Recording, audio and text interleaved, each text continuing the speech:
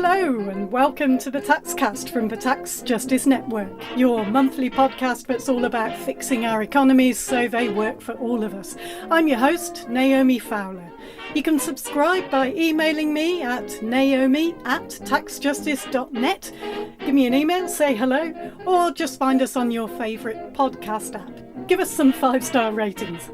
Coming up later, economists in the dock. These people are advancing ideas that are not based in fact. So what we're seeing are lost opportunities. I'll be speaking to finance journalist and writer Tom Bergin on how economics ruins the economy. Let's head straight over now to talk to John Christensen of the Tax Justice Network to discuss this month's developments. OK, John, so this month the Tax Justice Network published its 2021 results for the Corporate Tax Haven Index. So every 2 years our researchers assess and rank the countries which are the worst offenders in helping multinational corporations pay less tax than they should. The top 10 that we have this time round are the British Virgin Islands, Cayman Islands, Bermuda, all British overseas territories. Number 4, the Netherlands. Number 5, Switzerland. Number 6, Luxembourg. Number 7, Hong Kong. Number 8, Jersey, which is a British Crown dependency. Number 9, Singapore. And at number 10, it's the United Arab Emirates. Taxcast listeners can read up on the Corporate Tax Haven Index on www.corporatetaxhavenindex.com. As usual, as you'll have heard, the British overseas territories and crown dependencies feature heavily. The UK itself, on its own, is at number 13. And as with all our indexes, the Financial Secrecy Index as well, so many of the global offenders are OECD countries. What would you highlight as being some of the most important stories from these latest results? Well, I think the most important story told by this Corporate Tax Haven Index is how the most powerful countries in the world, that is the countries represented by the Organisation for Economic Cooperation and Development, have shaped the rules for a global tax regime which totally ignores the interests of all other countries. And that the Organisation for Economic Cooperation and Development countries have created between them this globalised economy in which tax havens, almost all of which are either OECD member states or dependencies and former colonies of OECD member states. These tax havens play a really central part in shifting wealth away from the country. Typically it's through illicit financial flows, so this wealth is shifted away from where wealth is actually created into the hands of the owners of capital, who use tax havens to avoid paying tax. Right, and OECD countries and their dependencies are responsible for 68% of the world's corporate tax abuse risks. Well, yeah, if we take just the top 10 players of the Corporate Tax Haven Index, we can see 3 OECD member states, Luxembourg, Netherlands and Switzerland. We can see 4 dependent territories of the UK, which of course is another OECD member state, the British Virgin Islands, Bermuda, Cayman and Jersey, and 2 former colonies of the United Kingdom, Hong Kong and Singapore. So the OECD member states dominate the whole index. Now what this tells us is that the world of corporate tax havens is not some kind of unfortunate outcome of globalization. It is in fact a core part of the late 20th century model of globalization. So as far as I'm concerned, the big story that the Corporate Tax Haven Index tells relates to the power of the world's biggest economies to rig the rules in their own special interests and to block the rest of the world from reforming those rules in ways that would prevent powerful corporations from avoiding tax and from extracting wealth from the world's poorest countries. So, I mean, it's obvious now, if it hasn't been obvious before, and taxcasters know we've been saying this for such a long time, the OECD is obviously not the right organisation to be deciding on global tax rules. We've long argued for the United Nations to be central in deciding global tax rules, with more countries having a say. As the famous expression goes, if you're not at the table, you're on the menu.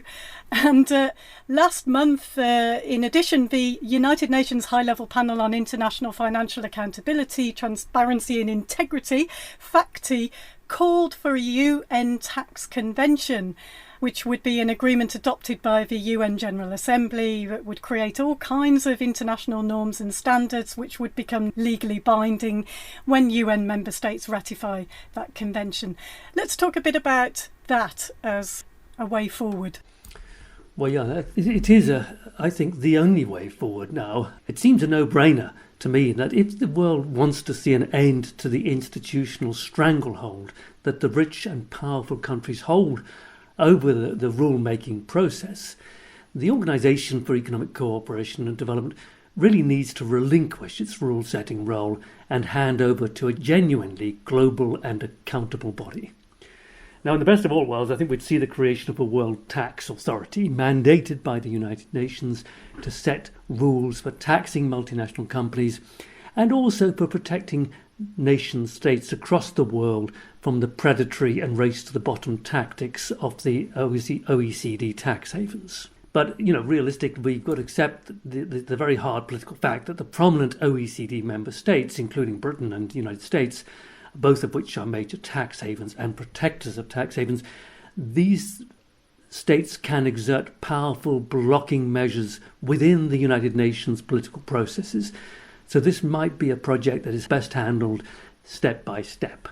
And a first step would be to elevate the existing United Nations Committee of Experts on International Tax Matters, which has no political status, by the way, to an intergovernmental body with political status. And this can be accompanied by a UN tax convention along the lines suggested by that high-level FACTI panel you've mentioned. Now, I know from my own experience of working with the civil society group called the Friends of the United Nations Convention Against Corruption, and I've been involved with that group for over 15 years now, these conventions can take a really long time to draft and steer through the United Nations processes. And sometimes the initial conventions are weak, but they will require strengthening. But I think we just have to accept that's the case. What's needed more than anything else is to have a global counterweight to the rules set by the Organisation for Economic Cooperation and Development. Now, whilst the OECD rules don't have legal status in their own right, they are typically adopted into the tax laws of member states and states across the rest of the world, and they become a reference point which courts and tribunals will use when they're assessing the legality or otherwise of a tax avoidance scheme. So a UN tax convention could become a really powerful mechanism and a reference point for the whole process of reshaping tax rules to make them fit for the 21st century and for the needs of all countries, not just OECD member states. Yeah, and perhaps with the new administration, the Biden administration, there may be more support for some meaningful activity on tax rules, global tax rules, and perhaps even more support for a UN involvement in that. And they've just announced a 21% minimum corporate tax rate proposal, so that's interesting. And alongside that, of course, the US, I'm very excited about this. If I'm honest, they're also talking about completely rebooting the Internal Revenue Service, massively refunding it to make it an effective body.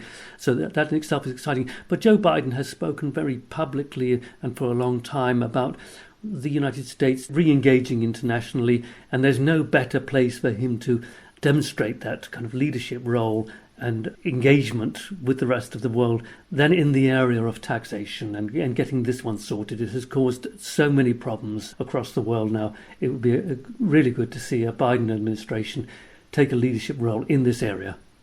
Yes, it would. And speaking of the power of blocs and nations, let's look at the European Union. There is some movement there to do something about the EU's laughable list of non-cooperative jurisdictions. Their list, as we've said many times on the Taxcast, all the more ridiculous because EU member states themselves aren't included on that list, when many of them are, major offenders. And then you get sort of crazinesses like the removal of the Cayman Islands from the EU list, which is crazy. We know it absolutely belongs right up there along with a lot of other jurisdictions responsible for stripping other nations of tax revenue. So the EU... Yeah, well, long sigh. This isn't the first time, and it certainly won't be the last time that you and I reflect on the absurdity of this European Union listing of so-called non-cooperative jurisdictions. Of course, we call non-cooperative jurisdictions tax havens, but they don't like that term. Now, the European Union list published in February 2021 includes 12 jurisdictions, almost all small islands, most of them located in the Caribbean, the Pacific or the Indian Ocean. This list, which is prepared by the Code of Conduct Group on Business Taxation, and they do this work on behalf of the European Council, that begs an interesting question. Why isn't the United States of America listed? It has a massive offshore financial services sector. The US is ranked at number 25 on the Tax Justice Network Corporate Tax Haven Index, and the US still hasn't signed up to the Global Common Reporting Standard for Tax Information Exchange, and yet somehow it avoids being listed by the European Union. So I think we can all recognise that the EU's listing process is ridiculous. If we look at the 12 jurisdictions listed in February 2021, it includes places like Samoa, Fiji, Dominica and Guam. Now, these 12 jurisdictions between them are responsible for less than 2% of the global corporate tax abuse risk. And what makes the European Union listing all the more outrageous is if you tally up the global corporate tax abuse risks arising just from European Union member states, that is Ireland, Luxembourg, the Netherlands, and so on, you can see they are responsible between them for 38% of that global risk identified by the Tax Justice Network Corporate Tax Haven Index. Politically, I think this is very damaging to the European Union, and it sends a really strong signal to the rest of the world that the European Union is quite prepared to turn a blind eye to corrupt financial practices and to the ways in which powerful corporations harm local economies and harm democracy. Yes, indeed. And just to add, the United States is number 2 in the Financial Secrecy Index. So, yeah, they've got a lot of work to do. And, the European Union need look no further, really. If you ask me, we've got already the Financial Secrecy Index and the Corporate Tax Haven Index, which thoroughly and non-politically looks at the evidence and assesses countries. I mean, the work is all there for them to use if they are serious. Well, let's hope the European Union picks up the phone to the Tax Justice Network and asks us if they can formally adopt the Corporate Tax Haven Index and the Financial Secrecy Index as a key part, if not the key part, of their listing process. The phone lines are open now. Thanks, John. John Christensen of the Tax Justice Network. Now it's time for the Taxcast special feature. Much of the world is run on the basis of economic theories that have become accepted truths of our era, but they actually have very little evidence to back them up. In fact, they're better described as faith-based beliefs. This month, I'm talking to finance journalist and author Tom Bergin about his book, Free Lunch Thinking: How Economics Ruins the Economy. In his book, he investigates the evidence for a series of economic theories, things like the notorious Laffer curve. So, do lower taxes really aid growth? He looks at things like the hire and fire debate. Does job security make us lazy? Does a minimum wage really lead to lost jobs? Are taxes on business damaging? Does regulation harm business? Things like that. And this book is great for anyone who wants to fully get why some of these beliefs are nonsense. Yet they endure. They're still central to policy making around the world. We need to break these blind faith-based beliefs and change the narrative. So it was great to talk to Tom, who's put these theories in the doc. And it's not just theories he puts in the doc. Here's Tom Bergen. One of the jobs of an investigative reporter is to be shouted at and threatened by rich and powerful people. The particular one involving Donald Trump was whereby I was doing a story about him when he was running, he was a candidate for the presidency. And one of the main kind of selling points that he was offering the American public was that I could fix America's finances and improve the economy because I'm a great businessman. I've done this in my own business. And I started to look at the area where he had invested most of his money really over the previous 20 years, which was in the golf space. And I calculated, based on his own statements, he'd invested over $1 billion in golf assets and associated assets, which were worth about half that. So when I presented that evidence to him, he wasn't very happy. We spent about 20 minutes, half an hour on the phone in rather robust discussion. But at the we also got around to talking about the economy and broader issues, during which he shared with me his faith in supply side economics and his general thinking that he could raise revenues and he could improve the balance by cutting later he became clear was the magic ingredients was tax cuts, which is essentially Lafferism, Laffer curve that Donald Trump was campaigning on, is something that I tackle in quite detail in the book. Yeah, and it's such a good place to start with somebody like Donald Trump, because there's so much kind of buzz around him as a person, and it's all about sort of presentation rather than substance, right? So in that same way, your book's all about economic theories which have little to no basis in any evidence, but it doesn't stop people like Donald Trump using that to prop up how he might like the world to work, or at least how he might like us to believe that the world works. So, I mean, in the UK, not wanting to focus too much on the UK, but we just had the most saddening budget we've had for a quite long time, which seems to be based blatantly on a belief in trickle-down economics. And I just wonder what you think about whether politicians actually know that these economic theories are bullshit, or whether they actually do believe in them. And I mean, I'm not really sure which is worse, actually, ignorance or cynical deployment of myths that are politically useful for them and keep their donors happy. I mean, what do you think? It's an interesting question. I think that, if you look at Dick Cheney and Donald Rumsfeld, who really pillars of the Republican establishment for much of the past half century, really.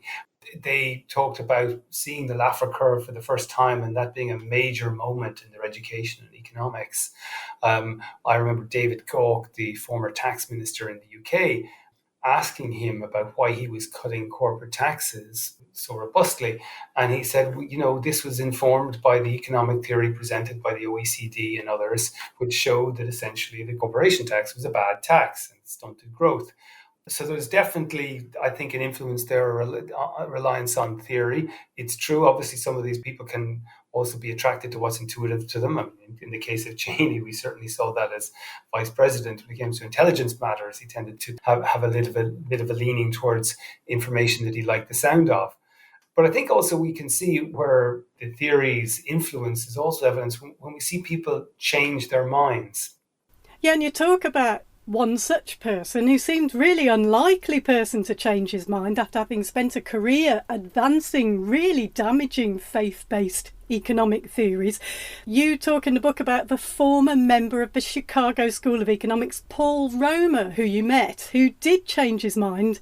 And he said the Chicago School was basically a libertarian anti-government project, not a scientific endeavour. Absolutely. That was a really interesting meeting. I've spoken to Paul Romer a few times, and his journey is a really interesting one, and he has made himself something of a pariah among the economic establishment in the United States by calling out by name specific, very senior economists, Nobel Prize winners, and saying that basically they're dishonest. I mean, he said that these people are advancing ideas that are not based in fact, it's totally ideology. And when they produce evidence using fancy maths to defend it, usually that maths is there intended to hide things rather than to reveal a complex truth. And, I think the fact that people do sometimes change their mind is massively interesting.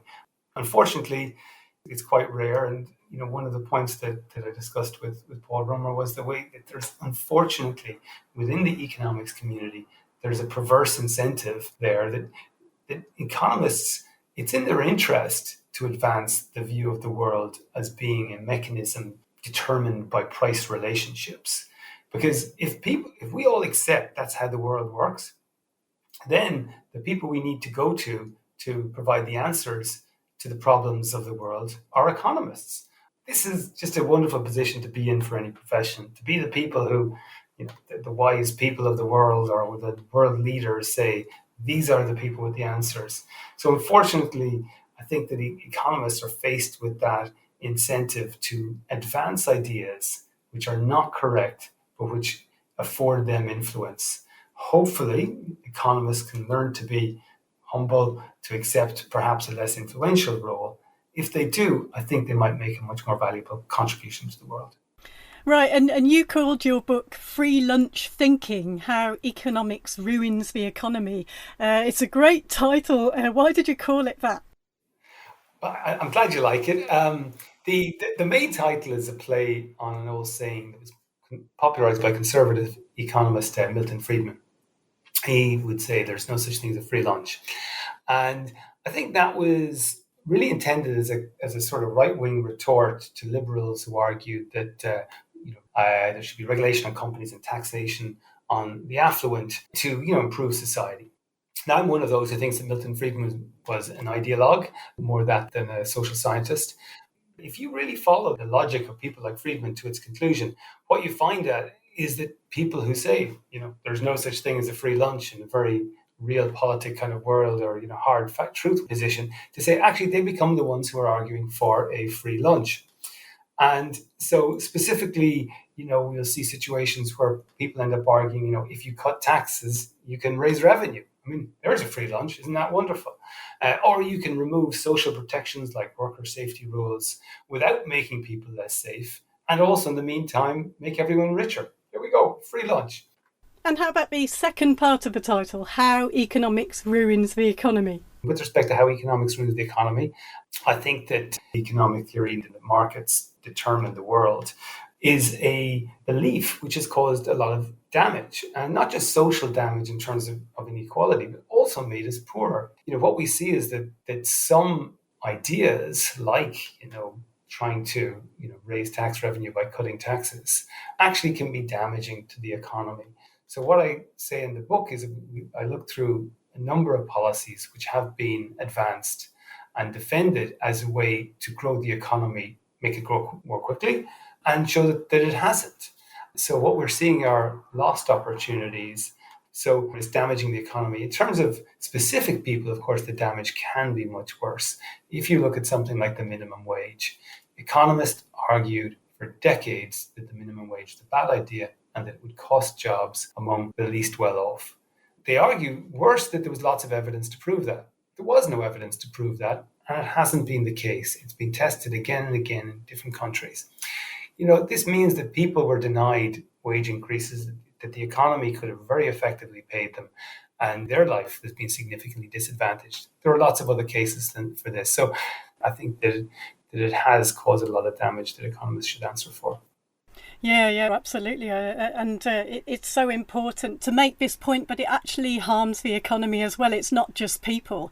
And, this double standard in terms of the very wealthy and corporations perfectly happy to take all sorts of state subsidies, but not being okay about, the minimum wage or expecting the state to cover food stamps and things like this when people can't afford to buy enough food for their families. The double standard thing is just so fascinating. I wanted to ask you about, have the field of economics is so dominated by men historically, that's very slowly changing. You've been a finance journalist for a long time. You've seen how the mainstream media commentators on business and finance are also very male dominated. And I don't want to push this too far, but, to what extent do you think popular ideas about business that are propagated in the mainstream media are kind of testosterone fueled? I think the depiction of the business world that you describe, I think it's true that it is described in testosterone fueled ways. It's described the business world as a battle, it's competing forces. And this, lends itself to the reporting of heroic figures who are being successful. And I think, there is a strong case, particularly in the retail end of the media, where people are trying to sell business news stories to a broader audience, that there might be a case that can help, enliven it. But I think it is something that's very much informed by economic theory. And if you look at the general economic view of the world, which is that it's a series of markets where you have buyers and sellers constantly vying against one another. As you say, that's quite a testosterone-fueled kind of environment and way to perceive the world. That there's an ongoing battle for control and power between different sides, and that process leads to value creation in itself, that people are forced to strive to compete in a more competitive way. Is that influenced by men? The fact that economics has always been a male-driven thing? I mean, I guess we should be surprised if it's not. That's the way that boys are taught to see the world, as competing on the playing fields or whatever. I don't think that it's a particularly accurate view or informative view of the wealth generation process. I think it totally overlooks the benefits and the gains from collaboration and cooperation.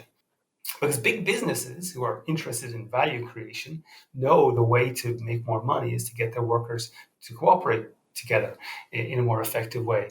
So I think that's something that's not depicted well within the theoretical framework of economics, which then informs the way we perceive business. So yes, I think that the kind of cliched, easy, lazy view of the way that business and the economy works is inaccurate, and I hope there is enough evidence coming through at the moment to show that that sort of rather old style view is not one that we can really make decisions based on. I wanted to ask you about those who are most responsible for some of these economic myths and how they actually live their lives. I always find this so fascinating. It tells you everything about the nature of their connections of the rest of the world and to people in the country they live in, and you describe in the book going to Arthur Laffer's house, Arthur Laffer being the main architect of the Laffer curve, the theory that cutting taxes will lead to growth. And so when you visited him, you talk about how he chose a particular state to live in the US because of the tax benefits there. And he says from the savings he got from these tax benefits, he bought his entire house. And, it sounds like a lot like a used car salesman. But, I mean, what impressions did you have of this man whose work has really shaped bad economic decisions for decades that have been hurting so many people? It's interesting. Arthur Laffer, at a personal level, is very gregarious, and I think that's probably one of the things that has helped him be influential. He's someone who's advised Democrats as well as Republicans. He, when you visit his house, he has pictures of him with, the Kennedys and all kinds of people from, both sides of the aisle. And one of the points I make in the book is that he's very good at marketing, and those personal skills actually, the ability, quick with an anecdote and a joke and able to paint a picture quite nicely. That's really one of the things that has helped advance supply side economics in the Laffer curve, something that really doesn't have any data, but there's lots of good stories there to back it up. And so there's quite strong, I would say, personal skills. I'm a journalist, I'm not a priest, so it's not my job to say if someone being a tax exile is morally repugnant. I think people can make their own decision on it. I would say that mathematically speaking, there is a consequence to that. That everybody can't decide to work in one country and pay their taxes on the moon. Where tax rates are zero. No idea of social responsibility. Yeah, it's a sad way to live, actually, to have this disconnect from the rest of society. Can be quite a sort of contentious view of their fellow man, particularly their fellow man who is not being as financially successful as they are, and natural human tendency to believe that everything good that comes into their life is their own just desserts. And we know that some of the super rich, are not necessarily living happy lives. and Laffer is still so important. He was an advisor to Trump before and during his presidency, who then went on and made the 2017 Tax Cut and Jobs Act the centre of his economic policy. He gave Laffer the Presidential Medal of Freedom, which is the US's highest civilian honour. I mean, it's incredible how far a good story and the gift of a gab will get somebody. Absolutely. It's all in the way you tell them. The supply side economics kind of really leveraged off a few stories that just really captured people's imagination. The value of good stories, they really can have an outsized impact on how people accept ideas. Hopefully, I think when you show people that the ideas that they have aren't supported in the way that they think they are, that evidence is not there. Just to call out and say the emperor has no clothes, I hope is a valuable activity. Valuable indeed. Thanks, Tom. Tom Bergin's book, Free Lunch Thinking, How Economics Ruins the Economy, is published by Penguin. You can get the details in the show notes. That's it for now. Thanks for listening. We'll be back with you next month.